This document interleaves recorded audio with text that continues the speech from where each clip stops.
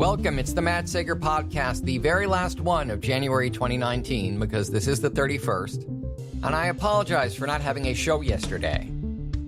There's a bit of a polar vortex thing going on in New York City, and if you're just about anywhere else in the United States, you're probably thinking, oh, what are you complaining about? What?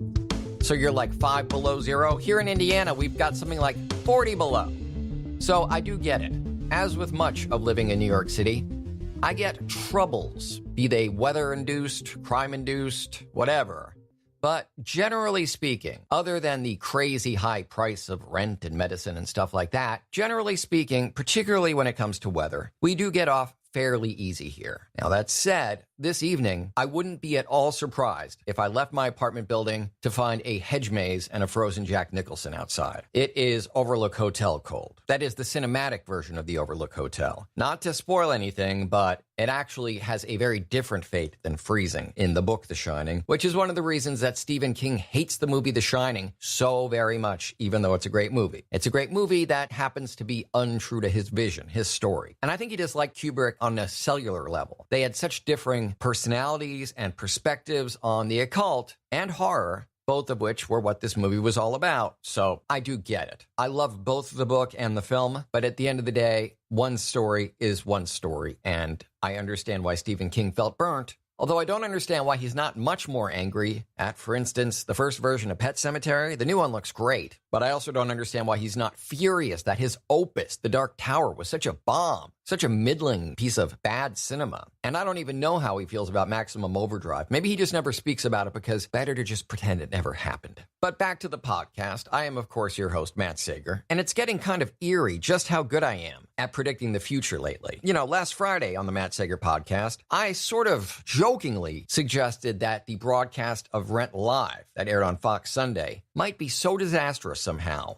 particularly the character of Roger, who I auditioned for years and years ago when Rent was on Broadway, that because of the unpredictable and often problematic nature of these live musicals on Fox, that as crazy as it sounds, it's conceivable that the Roger of that show, the Roger of Rent Live, might deliver an even worse performance than I did at my audition. And guess what happened? He broke his foot. What aired was not live, and what the audience that was there live got to see was Roger wheeling around in a chair. And so against every conceivable odd, because my audition for Rent did not go well. The casting director was great. I hold no ill will. It's just that I can't sing or dance on the level that somebody casting for Rent wants. And I absolutely get that. And they were very nice about it. But I recognize that my audition was a train wreck, and for me to have accurately predicted that Rent Live would go even worse, it's a little eerie. But taken on its own, it's just one episode. Doesn't mean I necessarily have the shine. Looping back around to the whole Overlook Hotel theme, I may not have the shining just yet. Although, another recent episode of this podcast, episode 97, I made the following remark regarding the DC Extended Universe, that is, their cinematic shared universe, and its fate moving forward now that Zack Snyder's gone, and there are rumors of the actors playing both Superman and Batman making an exit pretty soon, and for reasons I don't even understand. Perhaps that's the nature of my gift. Or curse, depends entirely on how you look at it. I just accept my ability to see the future and will try to use it for good. Because here's what I said the other night. I believe it was Gwyneth Paltrow who coined the phrase conscious uncoupling. I'm afraid that DC and Snyder really needed a conscious uncoupling. And sure enough, the first film made with him officially out of the DC Extended Universe just brings in an insane amount of box office dollars. Literally sets records and really cleans the palette, opens the door, turns the page for a new phase of the DC Cinematic Universe, one that may very well not feature Henry Cavill as Superman, although there are now rumors that he actually may still be around. It also may not feature Ben Affleck as Batman. I actually think that is, of the two, I believe that's the story you're going to hear first, official, that Ben Affleck drops out. But we'll see. Yes, we will see indeed. Deadline from yesterday, January 30th, 2019. The Batman to fly in summer 2021. Ben Affleck passes the torch to next generation of Bruce Wayne. Exclusive. Warner Brothers is dating their next rendition of Batman for June 25th, 2021. This is the one that Matt Reeves has been attached to as writer and director. Ben Affleck, we hear, will not be donning the Dark Knight's tights after playing the Caped Crusader in Batman vs. Superman Dawn of Justice, Suicide Squad, and Justice League. And that's because this movie will focus on a younger Bruce Wayne. So I'll attach a link to that article in the description for tonight's podcast episode. But the bottom line, and Affleck himself has confirmed this on Twitter, sharing that article and wishing whoever takes up the mantle of the Bat all the best. But while Henry Cavill's status as Superman, which was first reported to be over several months ago, it's not official yet. He hasn't departed the DC Extended Universe, despite months and months of reports saying so. It's quite unofficial, and a couple of people associated with Shazam or DC Comics in general and Warner Brothers Films have said, oh, no, this whole thing with Cavill is a misconception. He's sticking around. And I've got no idea how that's going to land. But somehow, some voice inside my head, some bright, shining,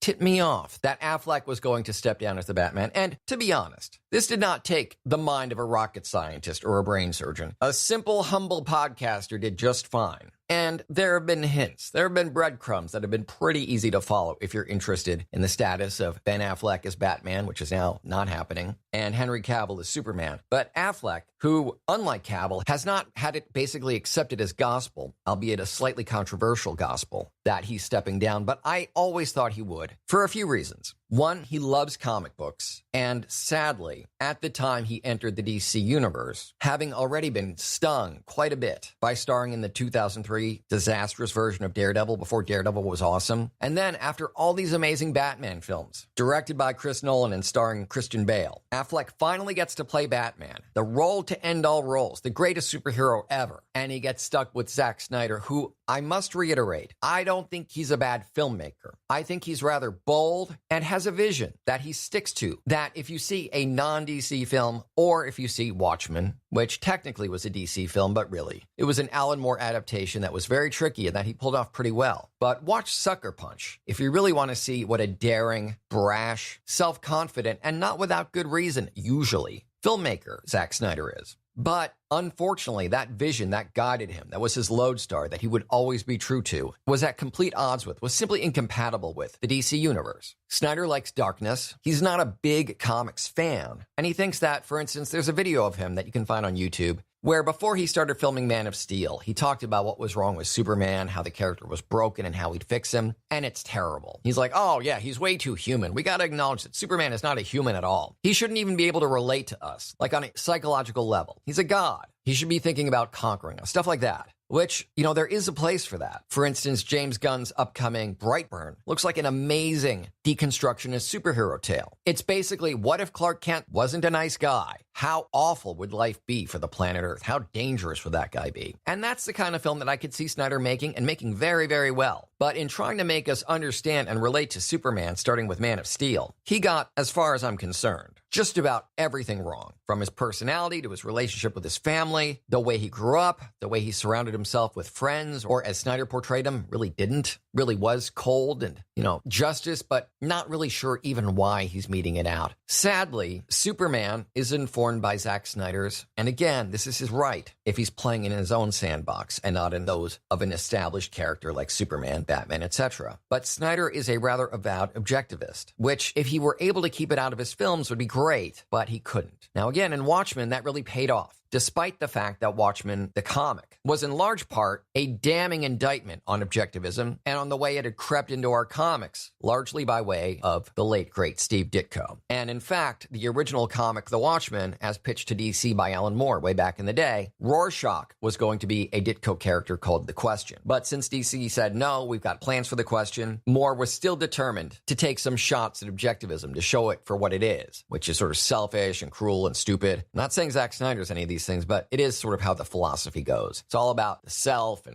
it is a very selfish and unpleasant philosophy in my mind. One that is completely incompatible with any sort of heroism. Certainly the ultra-heroism of a character like Superman. But so Moore made Rorschach and the comedian, basically imbued them both with elements of Ditko's objectivist characters that made it quite recognizable who these were analogs of. That, okay, this guy's supposed to be Blue Beetle, Night Owl. Another one's supposed to be Peacemaker. These are all rather obscure Ditko characters for the most part, from a time when he was writing for Charlton comics. And of course, he later went on to self-publish his favorite superhero, one that you've almost certainly never heard of, but one that Ditko was quite fond of, one that represented the ultimate objectivist ideal. And this character really is just about identical to Rorschach. Guy called Mr. A, who, as Ayn Rand and other objectivists are fond of saying, had the motto that A is A, white is white, black is black. And if you rob a lady's purse at night, we beat you to death, because that's subjectivism. There is no gray. There's no redeeming the villain. There's no ability to recognize your own greatness and want to share it with the world. In objectivism, if you're great, just read any of Ayn Rand's books if you can handle them. Those who feel that they are above others, those who are written as being above others in terms of intelligence, wealth, etc., go away and seastead and start their own islands just for special people like them. And you can see how that would just never work with Superman. And it didn't work with Batman either, nor The Flash, the whole Justice League film. So that's the Batman that Affleck got stuck playing, crazy objectivist Batman. And there was a time when the Batman was first announced that Affleck was going to write it, direct it, star in it, and one by one, as those dominoes fell, the only remaining element was that he was going to appear in it. And I thought, time is ticking by. Ben Affleck is one of the most talented actors, most in-demand actors on the planet. He's also a guy who loves comics, yet keeps getting stuck, pigeonholed, playing the lamest versions of his favorite heroes. Imagine playing Daredevil in that terrible 2003 movie, and then several years later watching the amazing portrayal of Daredevil by Charlie Cox on Netflix, and you go, I gotta stop taking these offers. Half of them suck. And it occurred to me that as he was dropping all these elements of what was going to be his participation in the Batman, that the last domino to fall, and pretty soon, would be that he would even appear in the movie. And sure enough, he will not be appearing in it. I wish him the very best, as I wish Matt Reeves the very best. And I'm not saying that you should call me Mr. Reeves, because I'm a clear contender for Batman, but it is conceivable that I know my way around throwing a batarang. I mean, just listen to my voice. I almost sound like Christian Bale already because of how freezing it is and how my vocal cords are frozen. And I can be rather intimidating. I haven't ever actually dangled a suspect off of a roof before, but I've never tried. You never know until you try. So while I would never say, call me, I would cut off my own right arm to play Batman. Call me. I actually would cut off my right arm to play Batman. Just give me a prosthetic and put me on set and I'm good to go. So once again, I am eerily prescient. It's a little bit creepy, but as superpowers go, again, this is another reason why DC should be calling me. As superpowers go, it's not that bad. So why don't you get in touch with the Matt Sager podcast? I'm matt@mattsager.com. That's where you can send me emails. You can also call 646-535-4788. And I'm on social media all over the place. On Twitter, I'm @Matt Sager. Instagram, Real Matt Sager. And on Facebook, I'm The Matt Sager. I've also got a voiceover page there. It's Matt Sager VO. And of course, this podcast, you should absolutely be liking, joining, subscribing to that Facebook page, which is facebook.com/Matt Sager Podcast. Also, in the links for tonight's podcast description, check out my Patreon, patreon.com/Matt Sager, and my merch store from my friends at wehavemerch.com, where you can buy t-shirts, sweaters, coffee mugs, and I believe some other stuff too. Lots of great Matt Sager podcast merch is available there, so check it out. As for everything else, my voiceover reels, contact information, articles, blog posts, and back archived episodes of this podcast, you can find all that and more at my website, mattsagervoiceover.com.